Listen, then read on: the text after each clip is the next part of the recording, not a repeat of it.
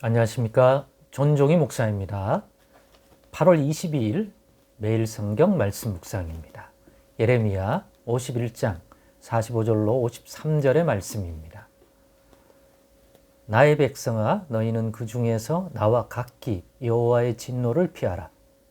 너희 마음을 나약하게 말며 이 땅에서 들리는 소문으로 말미암아 두려워하지 말라. 소문은 이 해에도 있겠고 저 해에도 있으리라. 그 땅에는 강포함이 있어 다스리는 자가 다스리는 자를 서로 치리라. 그러므로 보라, 날이 이르리니 내가 바벨론의 우상들을 벌할 것이라. 그 온 땅이 치욕을 당하겠고 그 죽임 당할 자가 모두 그 가운데에서 엎드러질 것이며 하늘과 땅과 그 안에 있는 모든 것이 바벨론으로 말미암아 기뻐 노래하리니 이는 파멸시키는 자가 북쪽에서 그에게 옴이라. 여호와의 말씀이니라. 바벨론이 이스라엘을 죽여 엎드러뜨림 같이 온 세상이 바벨론에서 죽임을 당하여 엎드러지리라. 칼을 피한 자들이여 멈추지 말고 걸어가라. 먼 곳에서 여호와를 생각하며 예루살렘을 너희 마음에 두라.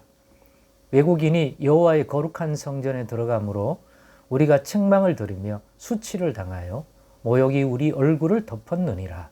보라, 날이 이르느니 내가 그 우상들을 벌할 것이라. 부상자들이 그 땅에서 한숨을 지으리라. 여호와의 말씀이니라. 가령 바벨론이 하늘까지 솟아오른다 하자 높은 곳에 있는 피난처를 요새로 삼더라도 멸망시킬 자가 내게로부터 그들에게 임하리라. 여호와의 말씀이니라. 아멘. 네, 오늘은 먼 곳에 있더라도 먼 곳에 있더라도 라는 제목으로 묵상 나눔을 갖겠습니다. 오늘 본문의 말씀의 내용도 예레미야 선지자를 통해서 주신 바벨론과 관련된 예언의 말씀입니다. 바벨론의 예언은 크게 두 부류죠. 하나는 바벨론이 하나님의 도구로 종으로 쓰여서 이 땅에 하나님의 진노를 사게 한 백성들, 거기에는 하나님의 백성인 예루살렘과 유다 백성들을 포함해서 이 땅에 있는 모든 열방들의 그 죄와 우상 숭배와 그들이 지은 것에 대한 보응된 심판으로서 바벨론과 느부갓네살 왕이 쓰임받고 그들이 하나님의 손길이 되고 하나님의 징계의 막대기로서 쓰임받는다. 그러니 바벨론을 단순한 먼 곳에서 온 이방인으로만 생각하여 대처하지 말고 하나님의 징계의 손길로 이해하고 받아들이면 바벨론 아래에 있더라도 그것이 하나님의 손길 아래에 있는 징계이기 때문에 그 징계를 통해서 이 백성을 새롭게 하고 회복시키는 하나의 과정으로서의 길을 가게 될 것이다. 그로 인한 구원, 소망을 가져라. 그렇게 이해하면 바벨론을 어떻게 받아들여야 될지 분별이 되는 거죠. 그런데 그렇지 못했다는 거죠. 대다수가. 예레미야 선지자를 비롯한 선지자들이 그 메시지를 지속적으로 주는데도 불구하고 분별할 수 있는 그러한 분별력이 없었던 거죠. 그런 눈과 귀가 없었던 거죠. 그리고 후반부에 가면 그런 바벨론이 더 이상 하나님의 쓰시는 도구가 아니라 그들 역시 그들이 심판했던 그 민족과 유다와 예루살렘처럼 그들이 그 입장이 되어서 하나님의 진노를 받게 될 것이라는 예언. 지금은 그런 내용들이 주를 이루죠. 우리가 최근에 묵상하고 있는 본문들은.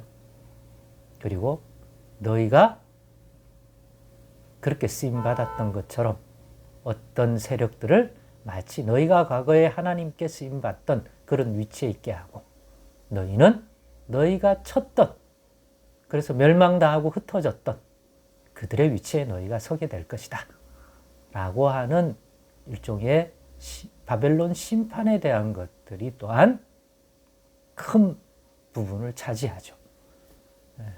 그런 내용들이 쭉 이어지고 있습니다. 오늘도 마찬가지죠. 바벨론의 멸망이 임박했다는 걸 또 계속 알려주고 있고 그곳을 떠나 진노를 피하라고 말씀해 줍니다.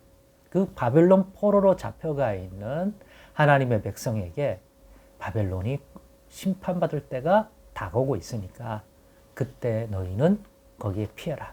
너희는 그 심판의 대상이 아니다. 이미 심판받아 바벨론으로 끌려가서 연단받고 있고 징계를 감당하고 있는 너희는 그 심판의 대상이 아니다.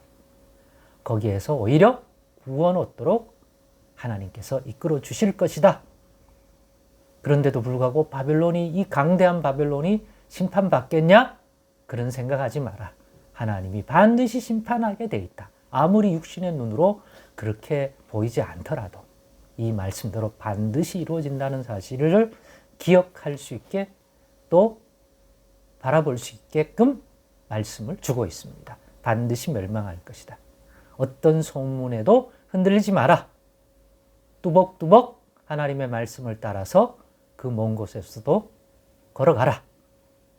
그러면서 본문 50절에 말씀을 주셨는데 저는 이것 때문에 제목을 먼 곳에 있더라도 라는 제목을 가지고 묵상하게 되었습니다. 50절에 보면 칼을 피한 자들이여 멈추지 말고 걸어가라. 먼 곳에서 여호와를 생각하며 예루살렘을 너희 마음에 두라. 먼 곳, 이곳이 먼 곳이란 바벨론 포로로 잡혀가 살게 된 예루살렘과 유다 땅에서 먼 그들이 잡혀가 있는 그곳을 의미할 것입니다. 하나님의 진노로 인해 징계를 받아 처하게 된 바벨론의 어느 곳, 예루살렘에서 먼 곳이 아니겠습니까? 하나님이 함께 하시며 돌봄을 받던 그들이 살던 예루살렘과 약속의 땅 가나안 땅에서 멀리 떨어진 지역들을 의미할 것입니다. 그래서 그 먼 곳에 있더라도 바벨론을 하나님이 반드시 심판하고 그들의 우상 숭배와 그들의 교만과 그들의 잔혹한 행위에 대하여 반드시 복된 심판을 행할 것인데 그러한 곳에 있을 때 너희가 취해야 할 태도는 무엇입니까? 그래서 먼 곳에 있다 보면 하나님을 잊기 쉽고 생각하며 살기가 어렵죠. 바벨론의 세계니까.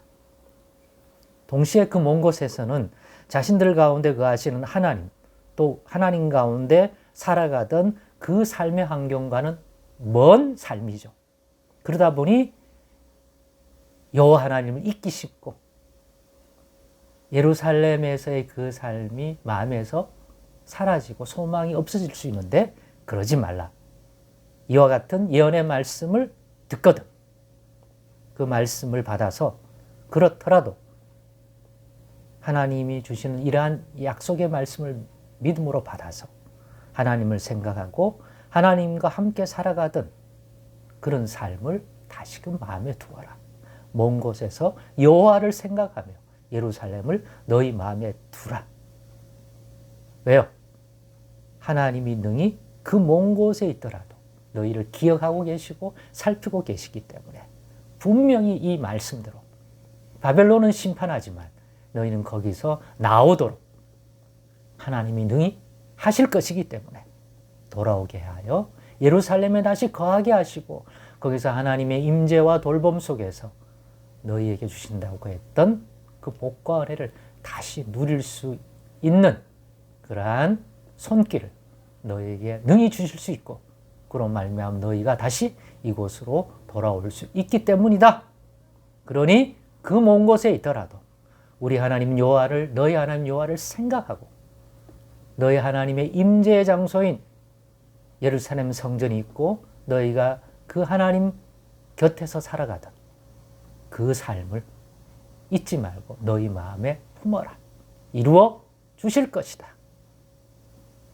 우리도 지금의 자신의 삶이 한때 하나님의 백성으로 살아가던 믿음 충만한 삶과는 거리가 먼 영역에 와 있더라도 다시금 이런 말씀을 묵상할 때 우리도 삶의 안경이 하나님을 생각하며 살기 어려운 지점에 있더라도 때로는 하나님께 징계를 받아 그런 삶에 처하게 되었다면 더더욱 그곳에서도 예수 그리스도 안에서 역사하시는 우리 하나님을 잊지 마시고 기억하시고 또 그 하나님이 우리 가운데 임재하여 다스려 주시는 그것이 만들어낸 그 삶을 잃어버리거나 잊지 말고 기억하며 마음에 두고 오늘과 내일을 살아가십시오.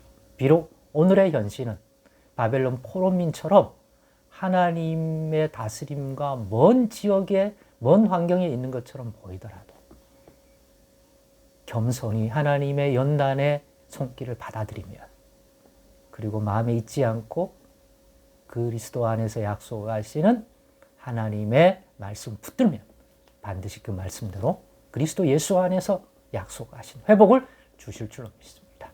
그러니 먼 곳에 있는 것처럼 느껴지더라도 우리 하나님을 생각하고 우리 하나님과 함께 가하여 살아갈 때 이루어지는 하나님의 돌봄의 손길로 인한 회복의 삶을 마음에 다시금 품고 바라고 소망함으로 기도하고 또 구하고 두드리는 삶 오늘도 포기하지 않고 살아가는 저와 여러분 될 수 있기를 간절히 바랍니다.